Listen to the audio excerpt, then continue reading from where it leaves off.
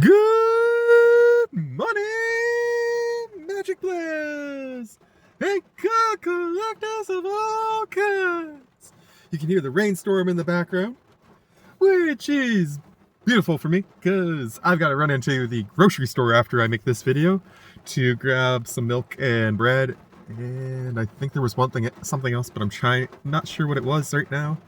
Anyhow, but I just finished work, and so I figured, got the time, might as well sit down with you guys and do our Super Deck Monday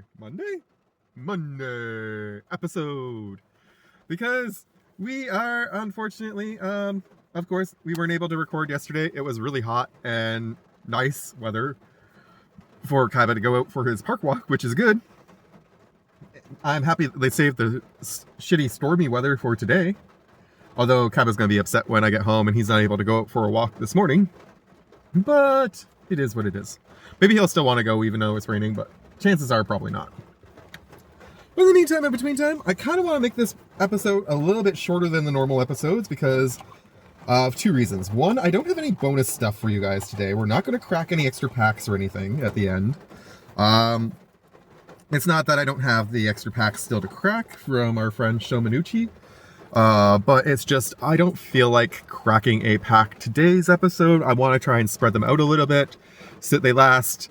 Ideally, I would like to have packs for all of July, and maybe if we are really lucky, maybe we'll even have one pack left over for August. So that's why I'm kind of just spreading out the love now. But I do have a pretty awesome deck profile for you guys today. Now, I have shown you guys this deck before, and I'm pretty sure I actually showed it on Super Deck Sunday. But it has gotten a significant change and a refocusing in a somewhat different direction what I originally had planned for it.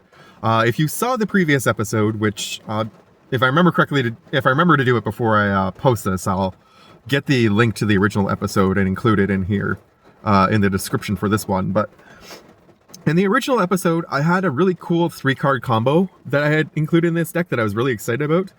But as I tried to play this deck using that combo, I found that it was ridiculously hard to actually ensure that I would have access to the creatures that I wanted. And I don't really want to touch on the combo right now here because I have, after I finished upgrading this deck, the combo that was in this deck I took out and put into my mono black deck. So I have a mono white deck and a mono black deck that I also have recently upgraded that I'm eager to show you guys. But this one I wanted to do first and foremost because I am going to start working on my... it's either going to be red and green or red, white, and green. I haven't decided for sure yet which. But either way, a Toph is going to be in charge of the deck. Whether it be the Toph that is the Metal Bender, which is why I'm including white, or not, I haven't decided for sure. I do love that Toph. It's just that Toph requires a lot of mana rocks, and I'm not entirely sure if I want to be including a whole bunch of mana rocks into that deck or not, as of right now.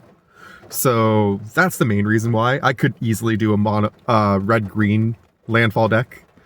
But this deck is actually a black, green, and blue mono... why do I keep trying to say monocolor? Black, blue, and green landfall deck. And I'm really excited to show off this one, actually. So, what we're going to do things slightly differently than normal today. I have a few cards that I'm saving for the very end to show off, because what I replaced the original combo in this deck with, I'm actually pretty proud of myself for coming up with. So, yeah. We're going to look at that later. But first, we'll check out our commander, of course. It is Taval, the Balanced Scale. He is an amazing dragon. Flying 4/4 for 1, a black, a green, and a blue. And whenever it attacks, you mill 3 cards, and you can return a land card from your graveyard to the battlefield tapped. It does not have to be among the milled cards, which is really nice. And whenever 1 or more cards leave your graveyard, you get to make a 2/2 black zombie druid creature token. That's not a once per turn thing either. So if you have ways to get things to move out of your graveyard multiple instances, not all together at one time, but in multiple instances, you can get like a whole bunch of tokens in one turn, which is pretty cool. And that is kind of the goal of this deck, to be perfectly honest. So we have some zombie druids, some insects, an experience counter, treasure, plant, insect, zombie druid, insect, zombie druid, treasure, plant, insect, a plant. I don't need the backside, which is why this one's in green. A lander token, also didn't need the backside, and Timeless Witness, also didn't need the backside. The backside of the plant and the Timeless Witness are a goat token. I took the creature out that involved goats from this deck because I just didn't like that card to be in this deck, to be perfectly honest. I don't know whether I'm ever going to use that card. I have a couple copies of it already, and I've just never bothered to include it in anything because I don't like the idea of giving my opponents tokens unless there's a really solid benefit to me getting something out of it. For example, in my mono black deck, there is a creature that gives humans out, but every time something dies, that creature gets a +1/+1 counter, so it's kind of worth it in the end to give those extra 3 tokens out, whereas the goat thing, I just never got an understanding of why I want to give out goats from that deck.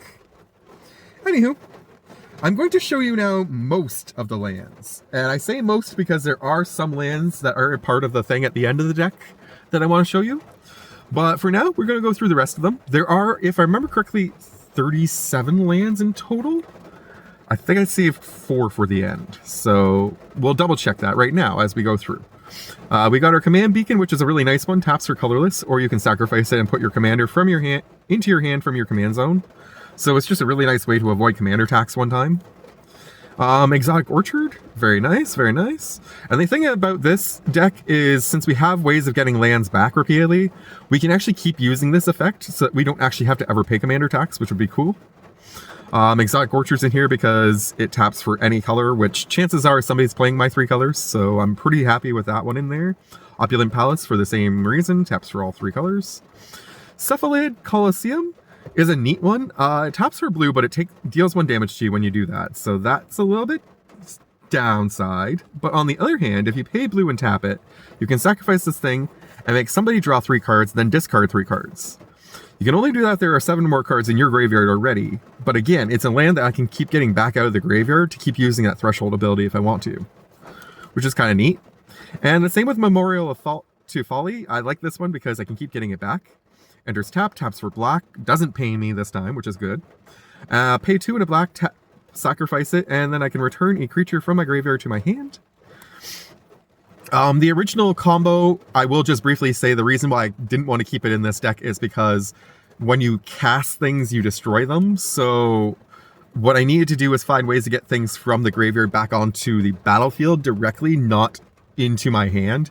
And this deck is notoriously bad for that, in my opinion. There's a few things that do it, but not nearly as many as there are in my mono black deck. So this one, pay 1, taps for blue and black at the same time. Then we got a Dreamroot Cascade, Hinterland Harbor, Haunted Mire, Land and War Wastes.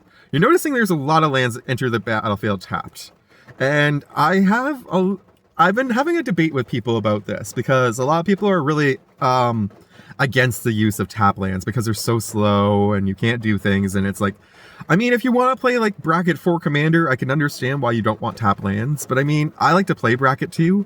And honestly, if I'm losing in turn 3 in a bracket 2 game because I played a couple tap lands at the start of the game, that's not so much my issue as it is the issue of the person who was playing the insane deck that wiped me out on turn 3. Woodland Cemetery. Foreboding Landscape's nice because it taps for colorless, but you can also sacrifice it to get any of the basics that you need. And then you can also cycle it. So there's lots of versatility to that. I love these lands that came into play, I think, in this actual cycle. This is the Tarkir deck that I've upgraded. So in Tarkir, I'm pretty sure that's when this cycle of lands came out. And they're like some of my favorite fetch lands, to be honest. Terramorphic Expanse I also kept in here. I think I had an... what's the other one? Something of the Wilds or something, I think it is. Anyways, you know which one I'm talking about. They both do the exact same thing. I took that one out because I put in a really cool land that I'm going to show you guys later on. Finally, Drownyard Temple. Taps are colorless. Pay 3 to return this thing from your graveyard to the battlefield tapped. So it's just another one that can come back out of my graveyard, which can trigger my Taval. So you'll notice there's a whole bunch of lands there that if I can find a way to get them back into my hand or back onto the battlefield, it's going to trigger Taval either way, which is really nice. And then we've just got a slew of basics here. I think I just left the ones that were already included in the deck in here. I don't think I changed any of the artworks, so...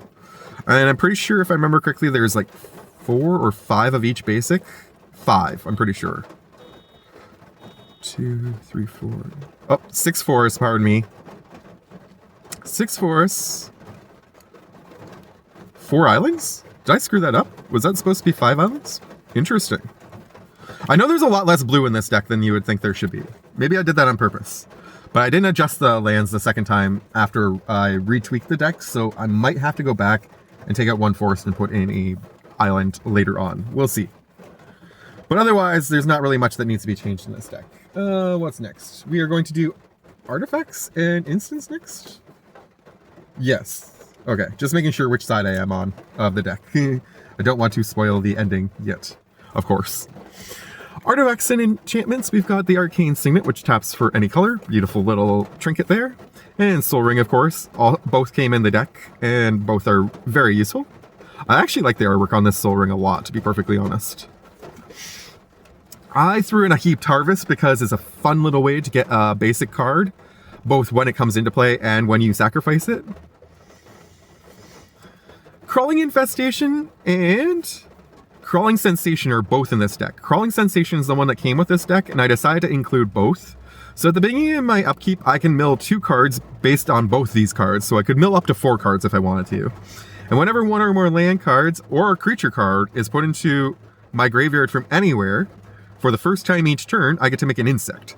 So the goal of this is each turn I want to mill 2 cards and hopefully hit a land and a creature. Whoops, spoilers. If I hit a land and a creature, then I can make 2 insects right off the bat to add to my little army, and I have extra blockers so that I can swing with some of my other creatures, which is nice. Next up, we have the Essence Anchor, which came in the same set that this deck was built out of, but it did not come with this deck, as far as I recall. At the beginning of my upkeep, I can surveil 1, so that's another way to put something into my graveyard if I need to. And then I can tap this and create a 2/2 black zombie druid creature token, but I can only do that on my turn and only if a card left my graveyard this turn. So provided that I find a way, for example, to trigger Taval, I can use this each turn to make an extra druid token as well, which is nice. And this is how I'm going to get stuff out of my graveyard, for example, Phyrexian Reclamation, which is a fantastic card for this deck, but again, did not work with my combo whatsoever. So 1 in a black, pay 2 life, and then you can return a creature card from your graveyard to your hand. You can do that multiple times per turn, which means I can make multiple tokens per turn. Although this will only make 1 token per turn, but I mean Taval will make multiple tokens if he's out. And I also have Conduit with Worlds in here, which lets me play lands from my graveyard, so it's another way to get stuff out and make tokens. You can also tap this to choose target non-land permanent in your graveyard. If you haven't cast a spell this turn, you can cast that card.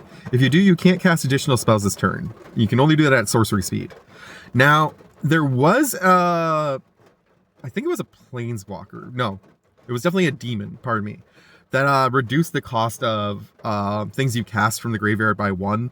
That ultimately I cut because there's only 2 cards in this deck that actually cast from the graveyard specifically, which are the backup commander, which I'm still on the fence of keeping in this deck. There's a good chance that might get cut at a later time if something better comes along. And this card. Otherwise, everything that lets me play stuff from the graveyard just lets me play it for essentially free. It doesn't count as a cast. So, for example, Glacier Wood Siege, which is another enchantment that I've been thrown in this deck specifically for the Sultai ability. As it enters, you choose Tamir or Sultai. Tamir would have given me cast an instant or sorcery spell. You get to make target player mill 4 cards. I really don't see myself using that, though, in this deck. Unless I already have, say, Conduit of Worlds and Phyrexian Reclamation both out, then maybe.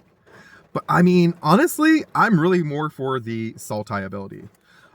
You may play lands from your graveyard, so it's just another one that lets me play the lands from my graveyard for free without having to deal with the milling ability of my commander if I don't want to actually attack with it. And then Taval's Judgment, 2 in a black. Whenever 1 or more cards leave your graveyard, you get to choose one that hasn't been picked this turn. You get to draw a card, make a treasure token, or make a black zombie druid creature token. So another one that's just going to make me an extra zombie each turn. So we've got the Essence Anchor and the Tavals, plus we got the commander himself. So we can easily make like 5 tokens per turn if we remove 3 things from our graveyard. And that's essentially what this whole deck is about. Put stuff in, take stuff out. Put stuff in, take stuff out. Build an army that's so big you can't overwhelm it. And it's going to overwhelm you instead. That is the whole goal of this deck.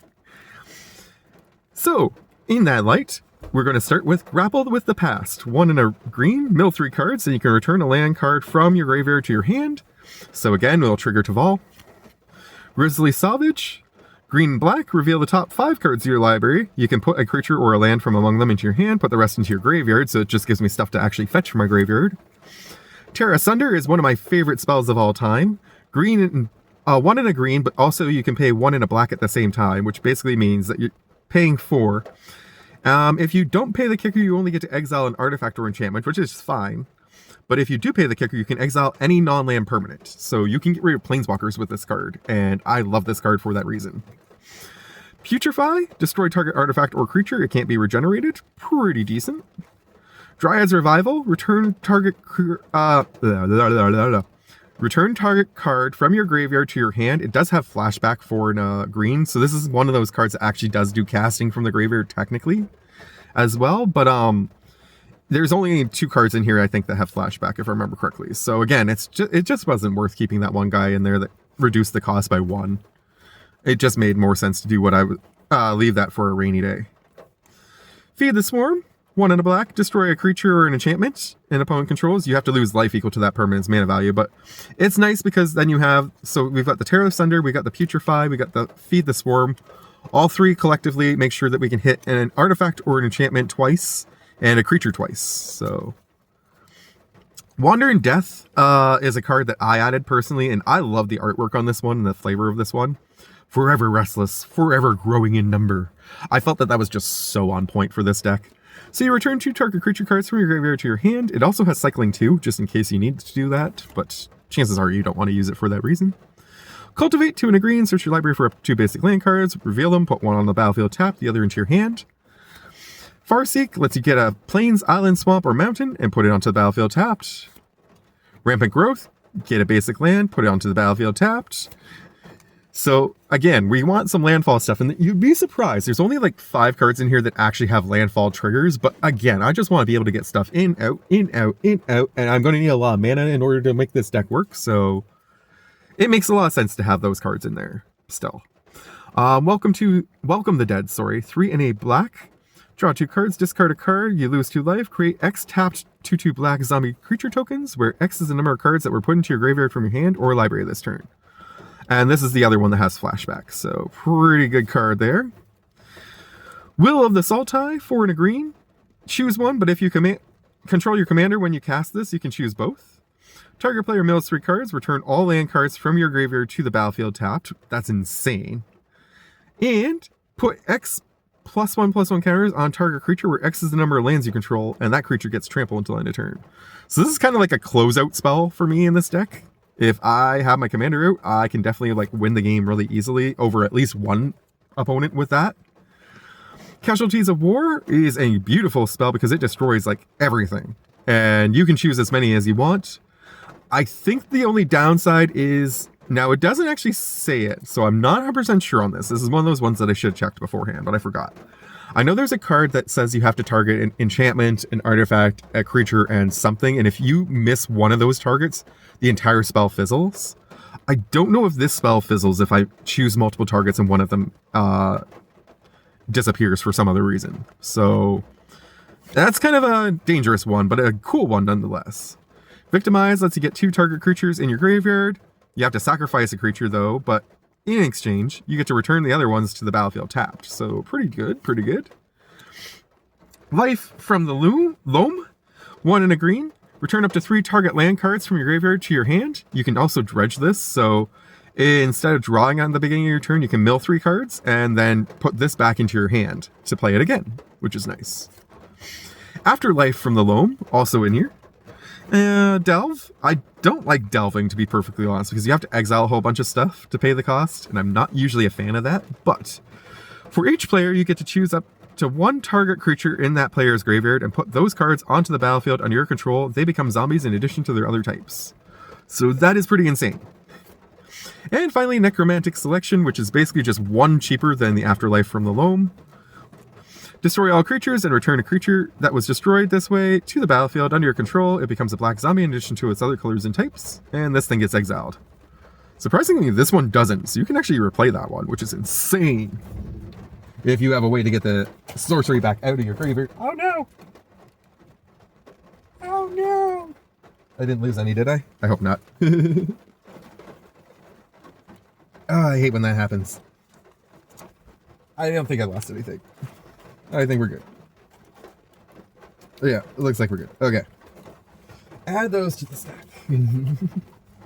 How long am I going so far? 20 minutes. I'm hoping to keep this under a half hour, so I can publish this super quick after I get home, and then get back to work on the park trip video, which I'm about halfway through. All right, we're going to get into the creatures now, and we're starting with, I just want to see, can you see that? You can see my Nutrigrain bar. But no, you can't see the cards. Okay.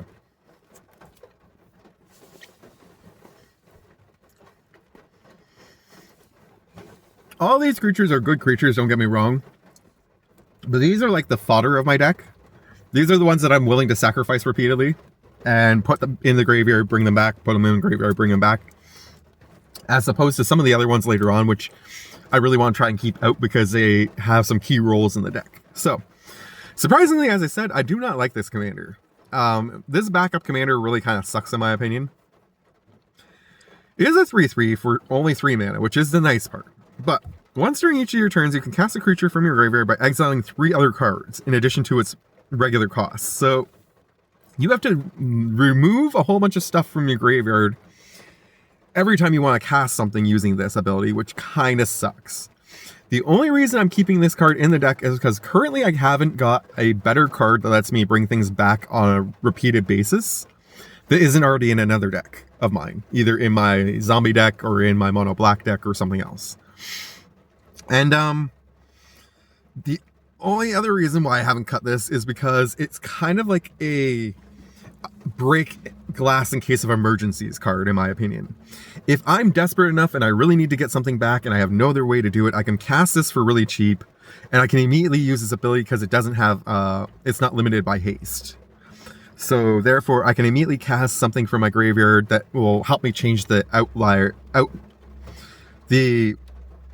help me change the aspect of the game. That's still not the right word that I wanted. The outcome. Let's go with the outcome. Whenever one or more creatures you control enter, if they entered from the graveyard or were cast from the graveyard, you get to put 2+1/+1 counters on this thing. So this thing can become really, really big. That's kind of the main thing that I took away from it. It's kind of like a Voltron commander almost, like, which is weird. Voltron in black, green, and blue. But it basically works that way. Like, it wants to see you remove stuff constantly from your graveyard and cast it in order to get +1/+1 counters. And that's the only reason. It's like, it's a flavor fail almost, in my opinion, to be perfectly honest. But like I say, in case of emergencies, it can be very useful. Next up, we've got Skull Prophet. Taps for black and green, or to mill 2 cards, so very versatile. The only downside to this one is, of course, the butt being so small, but I mean, I'm not going to be using it to attack, so I just have to hope that somebody doesn't, target it and kill it. But like I say, it's one of those ones that I would love to just keep bringing in and out anyways, potentially, so it's not the end of the world. Gravecrawler, another reason to keep this in here, because I do like Gravecrawler's ability a lot. It can't block, so it's a 2/1 that's always going to be attacking, so it's fine. You're going to be sending it to the graveyard regularly. But you can cast this thing from your graveyard as long as you have another zombie on the field. So as long as your commander's out making zombie tokens, you always have the ability to keep bringing this back every turn. And I mean, you could technically cast this multiple times in a turn too. It's not once per turn. So you can cast this. If you have some way to give it haste, swing with it, it dies, and then you can cast it again to bring it back as a blocker. Except it can't block, ironically. So, yeah. 1 and a green for a 1/3. What I love about this one is that you can tap it to add an extra land from your hand onto the battlefield, so it's just a beautiful way to get an extra land drop per turn.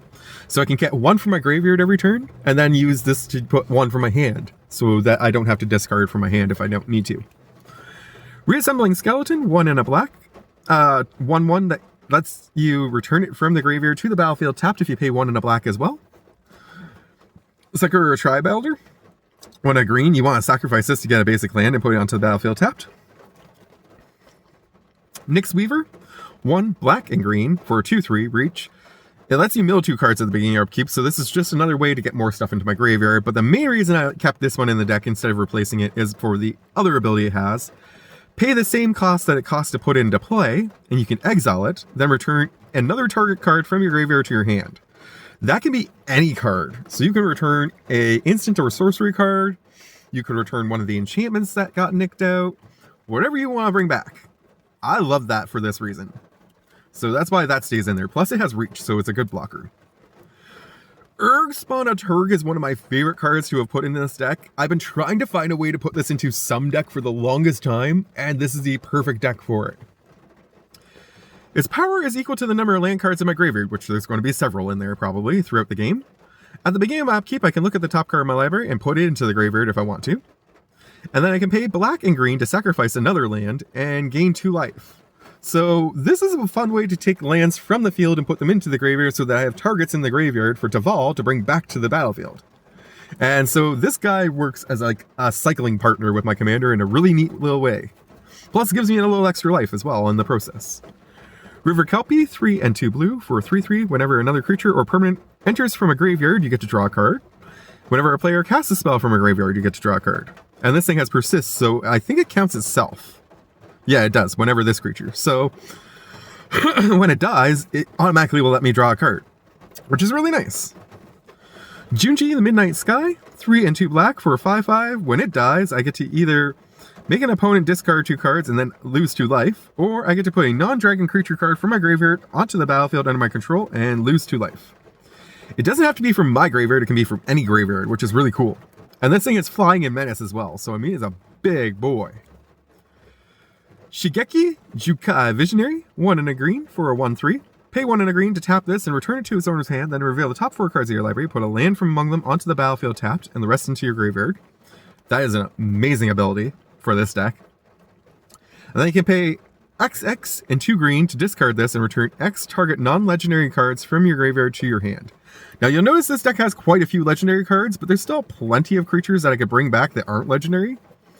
So I'm not too worried about that, and it doesn't actually say creature, it says target non-legendary cards. So again, this thing can get me back enchantments, it can get me back instants and sorceries, anything I want, essentially, that isn't legendary can come back to my hand, which is pretty good, if I can afford to pay the cost. When this guy enters, I return a card from my graveyard to my hand, another perfect one for this deck. It's called Timeless Witness. And this is the one that makes that weird bonus token that we showed you earlier, because if you pay 5 and 2 green while this thing's in your graveyard, you exile it and make a token copy of it, except it's 4/4 and black and zombie instead of just being a green creature. And it has no mana cost. Then you can only eternalize at sorcery speed, of course. Honest Rutstein. So when I was saying before about how things cost, the thing was reducing the cost of casting stuff from my graveyard, I realized that personally I would rather reduce the cost of all my creatures than pay for a reduction on graveyard casting. So this is what I replaced that demon with. It enters the battlefield, you return target creature card from your graveyard to your hand right off the gum show. It's a 3/2 for 1 black and a green, which is pretty nice. And then all your creature spells cost 1 less to cast as long as this is on the field. So even if I cast a creature from my graveyard, technically I can reduce the cost by 1 using this ability, which is perfect. Disruptive Pit Mage. This deck does not have as many counter spells as I would have liked because I had to make room for a whole bunch of other stuff. So I threw this little guy in because he can tap to make to allow me to counter any target spell unless its controller pays 1. And again, this is just one of those ones that I want to keep getting back out of the graveyard regularly because I'm assuming it's going to get targeted a lot to be removed. Wonder is one that I actually want to get in the graveyard and keep in there. As long as it's in the graveyard and I have an island, all my creatures get flying, which is insanely good when I have a whole bunch of tokens later on in the deck. Or especially at the end game. And then Gretchen Titchwillow is an add-in by me. I really like her. She only costs green and blue to put in, which is perfect because she's super cheap to get on board and she's a 0/4, so she's going to hold up pretty decently against a lot of different cards that would remove her by doing damage to her. But the best part is you can pay 2, a green and a blue, as often as you want to draw a card and put a land card from your hand onto the battlefield. So it's a little more expensive to do the whole land onto the battlefield thing than Land of War Scout, obviously. But I don't have to tap her, so I can use that ability without worrying about haste, which is nice. And in addition to that, as I say, if I have enough mana to pay for it, I can do it multiple times in a turn. Loam Crafter Fawn, I love this card. 2 and a green for a 3/3. When it enters the battlefield, you can discard up to 1 or more land cards. When you do, return up to that many target non-land permanent cards from your graveyard to your hand. So this one won't let me get back my instants and sorceries, unfortunately. But it will let me get back any creatures, enchantments, or artifacts that I've lost throughout the game. And again, it just lets me put stuff in, get stuff out. So I'm triggering to Vol, I'm triggering some of the other cards in this deck. It's very nice, very nice. This one was a tough decision, but I'm really happy that I ultimately included in this deck. I'm going to build another dinosaur deck in the near future, which is going to be red, white, and green. And I was thinking about saving this for the second dinosaur deck.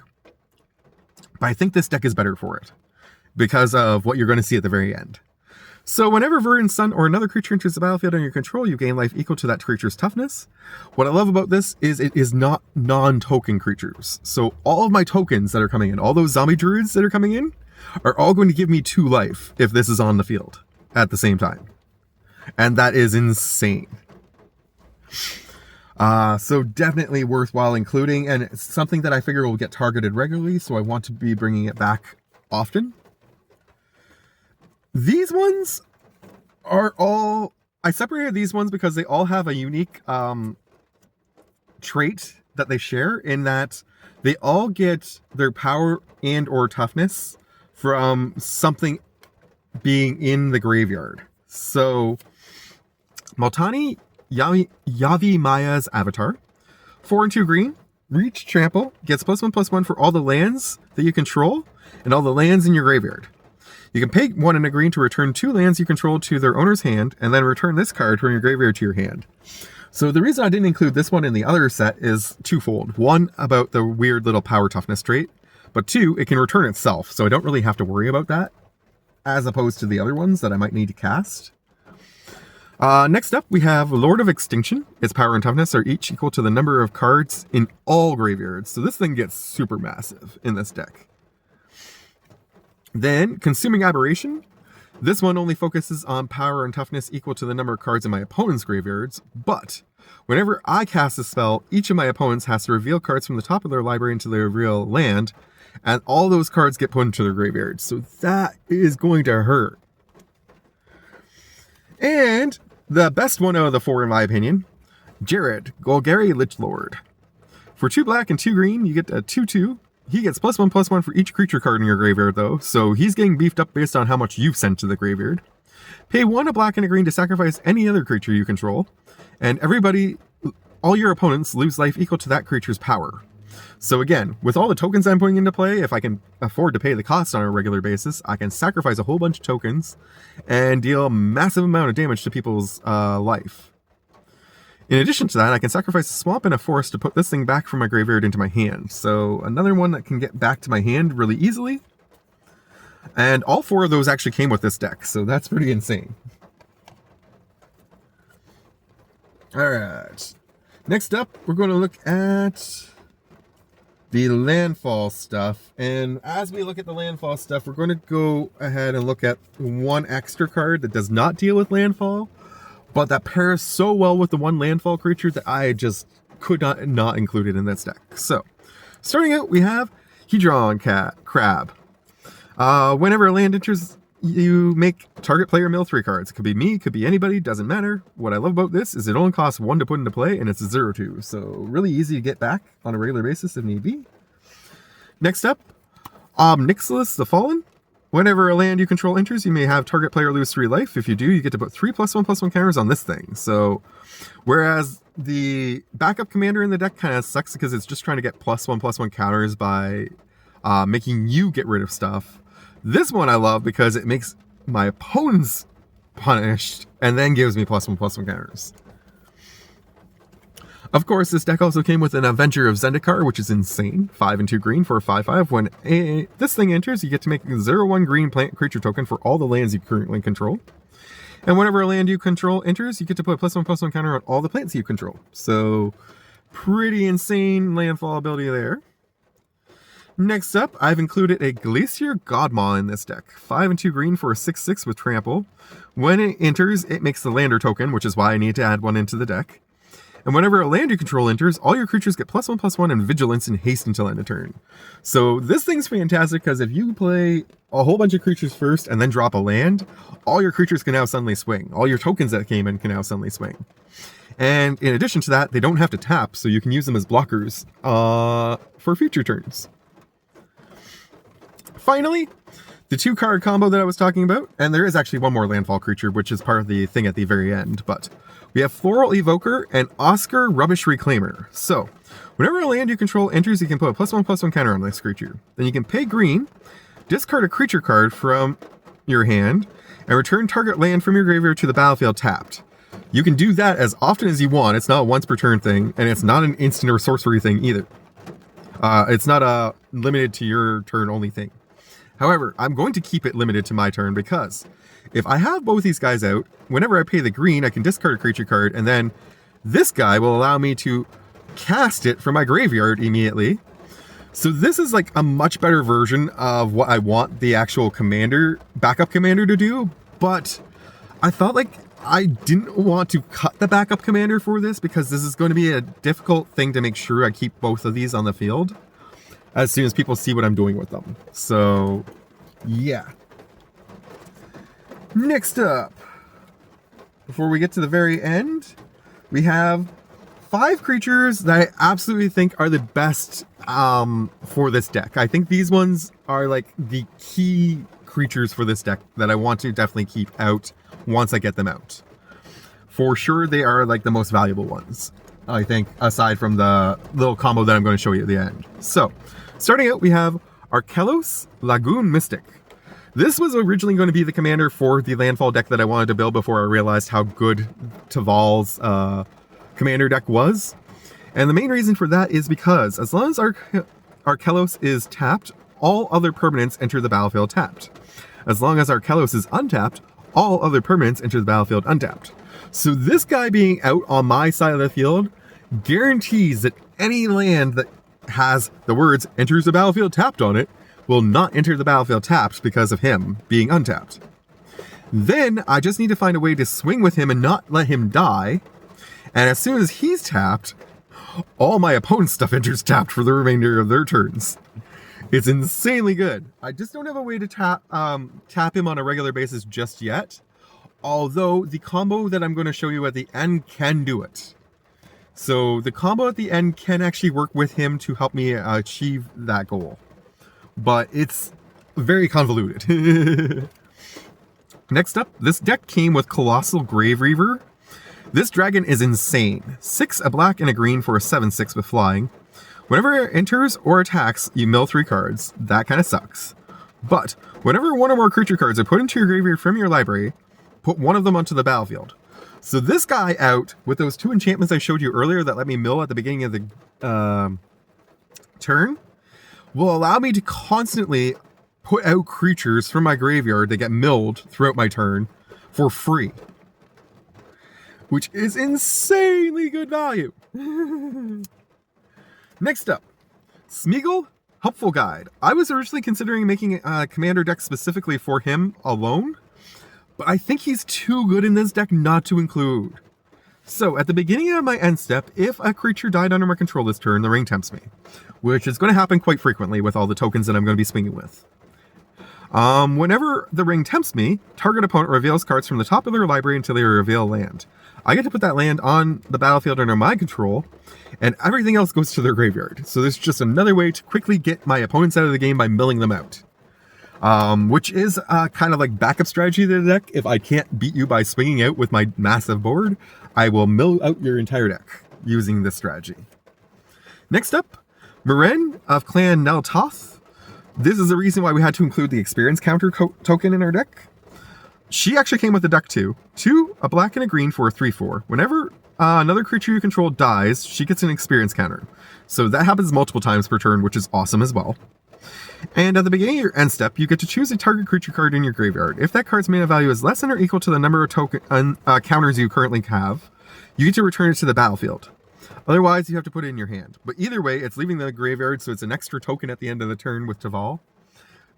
And, I mean, it's just a fun way to get stuff back, again, that's really valuable. I feel like this one and the Oscar are just so much better value overall than the actual backup commander that that this deck came with. But, again, I think that backup commander is just such a good, in case of glass breaking pinch maneuver, that unless I find something that will consistently let me summon, I'm probably not going to switch. And finally, the last card that I included in this deck goes really well with that Godma I showed you earlier because they both came from the same set. It is my copy of Ice-Till Explorer. For two and 2 green, you get a 2/4. It lets you play an additional land on all your turns. It's another one that's going to let me play lands from my graveyard. So there's 3 cards in this deck that let me play lands from the graveyard without having to do something first. And then whenever a land enters the battlefield, I get to mill a card. So it's just another way to get more stuff in my graveyard, to bring back out of my graveyard, to put in my graveyard, and so on and so forth. You would think that this deck would want like a whole bunch of stuff that sees things dying and such and takes life, but that's not what I wanted to do with this deck. I have my mono black deck for that reason. That mono black deck is going to ping everyone to death, but this deck is not for that purpose. Finally, I want to show you the combo that I think is the best in this deck, and it's like my favorite little part of the deck. To be fair, the original 3 cards that I'm going to show you actually came with the deck, and then the other 3 are add-ins that I thought would just be too good not to include in this deck, especially because of what the first card I'm going to show you does. So, first I'm going to show you the card that is going to do the coolest trigger in the deck, which is Steward of the Harvest. For 3 and a green, you get a 3/3. Whenever this creature enters the battlefield, you exile up to 3 target land cards from your graveyard. Then, all your creatures have all activated abilities of all lands exiled with this creature. So you need to get this thing on board, and you need to keep it on board. This is definitely one you want to keep on board. But it is also one that if you can do this at the right time, you can basically end the game using this card.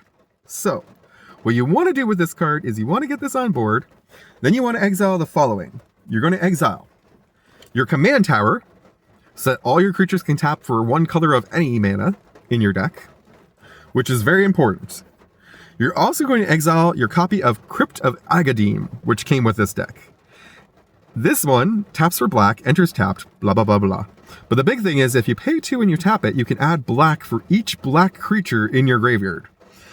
Almost the entire body of creatures, I think there's like 4, maybe, in the deck, that are either mono green or mono blue.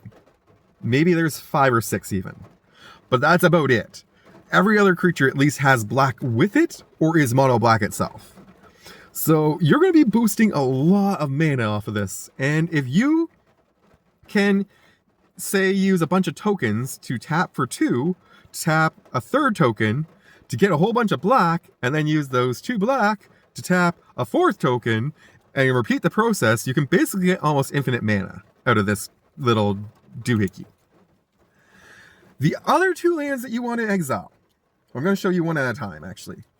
The first land that you want to exile, the 3rd choice, or the 4th choice, depending on which one you have available, is Creeping Tar Pit.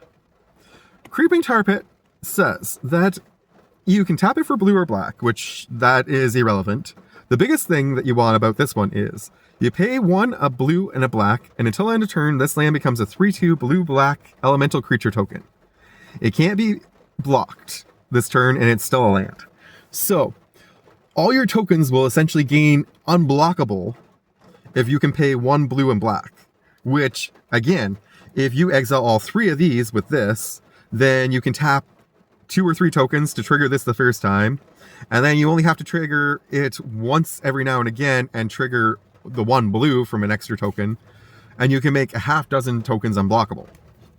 Now, I know what you're thinking. You're thinking, well, you don't really have a lot of tokens, though, in this deck. Like, you have a decent amount for sure, but you don't have a lot of tokens going on. And that's fair, but before we get to the last card, let me show you the other land that I've thrown in here that I absolutely adore. So first off, that was an include by myself. And this is the second include that I've picked for this deck by myself. It is the West Valley Abbey. When I really sat down and I thought about this was in a different deck originally, and I couldn't get over how good this card is. So, it taps for colorless, don't care. Pay 5, tap it, pay a life, and you can make a cleric, don't care. This is what we care about. Pay 5, tap this, sacrifice 5 other creatures. So, if I pay 5, let's say I tap 5 creatures for mana, tap another one to sacrifice it, and then sacrifice 5 other creatures, sacrifice 5 other creatures, then I get to untap it and flip it, and it becomes Ormondal Profane Prince. So basically I can turn all my tokens into Ormondal Profane Princes, which are flying, lifing, indestructible haste demons. I don't think I can do more than 1 per turn just because it is a legendary creature, unfortunately. So I might be a little bit unfortunate in that. But if I am right and I could do multiple per turn because they're tokens and not actual like creatures, that would be insanely good. I'm not 100% sure on that though. So I could be wrong, but that is the other land that I really want to include because I just think that that's just a really cool beefy boy to throw in there and throw some damage around. If I am wrong though, then I definitely want to just stick to these 3 as the combo. And the combo is of course completed by the final card in the deck, which I'm sure you've guessed what this one is. It is a landfall creature, and I've been talking about how we're making lots of tokens, so I'm just going to show you and put you out of your misery. The final creature in the deck is a Scoot Swarm. So, I get a whole shitload of Scoot Swarms on the battlefield first. Then I throw this onto the battlefield. Then I exile these. And then I make a ridiculous unblockable 3/2 army that swings out. And wipes out all my opponents. This is like the 5-card little combo thing that I need to pull off. But I need to get Scoot Swarm out early, and I need to make a lot of copies of it before I pull off the rest of the combo. Like I say, I don't know about the West Valley Abbey. I don't understand why it's a legendary creature on the back, but not a legendary land on the front. That's weird. Usually it's a legendary on both sides, but that's why I'm not sure if this will work the way I think it does. If it doesn't work the way I think it does, I still have a really cool creature in this deck for sure. Flying, Lifing, Indestructible Haste, heck yes. I will keep that in this deck. Because I will definitely have enough tokens that I can actually sacrifice them to make this. But anyways, that is my Taval Landfall Blue, Black, Green deck.